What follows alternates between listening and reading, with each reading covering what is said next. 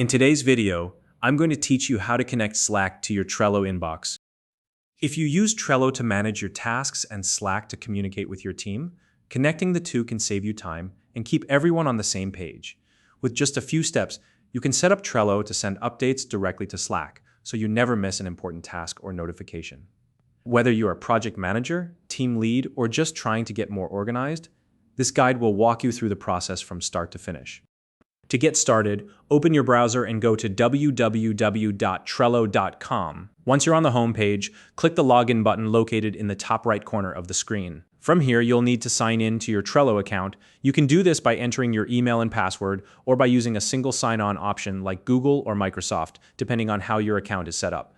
If Trello asks you to complete multi-factor authentication, go ahead and follow the prompts.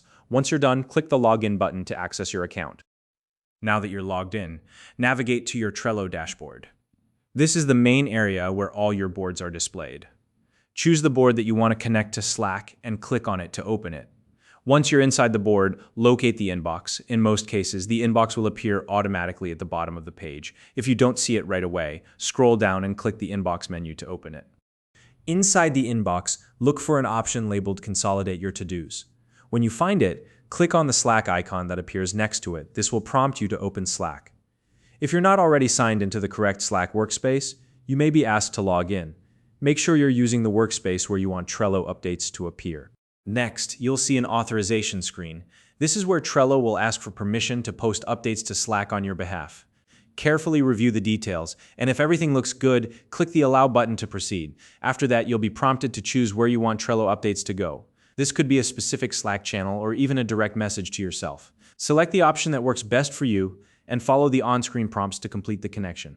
Once you've finished, head back to Trello and refresh the page. Check to make sure you're in the correct Slack workspace and verify that updates are coming through as expected. If they don't appear immediately, double-check that your browser is allowing pop-ups, as these are sometimes needed during the authorization process. If you run into any issues, it might be necessary to contact your organization's admin to ensure the Trello app is approved for use in Slack. And that's it. You've now successfully connected Slack to your Trello inbox. If you found this video helpful, please like and subscribe.